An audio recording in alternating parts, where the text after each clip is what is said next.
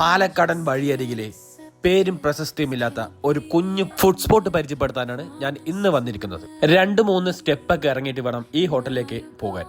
ഇവിടുത്തെ നാട്ടുകാർ ഇതിനെ കുഴിയിലെ ഹോട്ടൽ എന്നൊക്കെയാണ് പേര് പറയുന്നത്. ചെറിയ തിരക്കൊക്കെ ഉണ്ടെങ്കിലും ഞാനൊരു സ്ഥലം പിടിച്ച് ഇലയിട്ടിരുന്നു.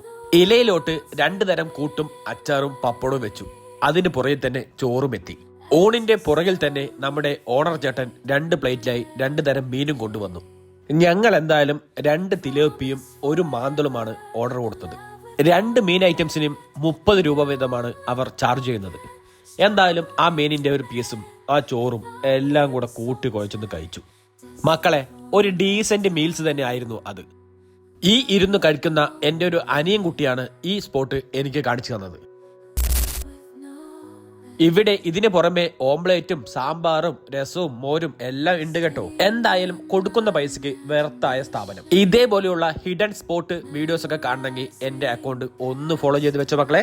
ഹോട്ടലിന്റെ പേര് വരുന്നത് കലൈമകൻ എന്നാണ്. ഇതിന്റെ ലൊക്കേഷൻ വരുന്നത് പാലക്കാട് കൂട്ടുപാത ചന്ദ്രനഗർ സർവീസ് റോഡിൽ ഇവോ കാർ കസ്റ്റമേഴ്സിന്റെ തൊട്ടടുത്ത് തന്നെയാണ്.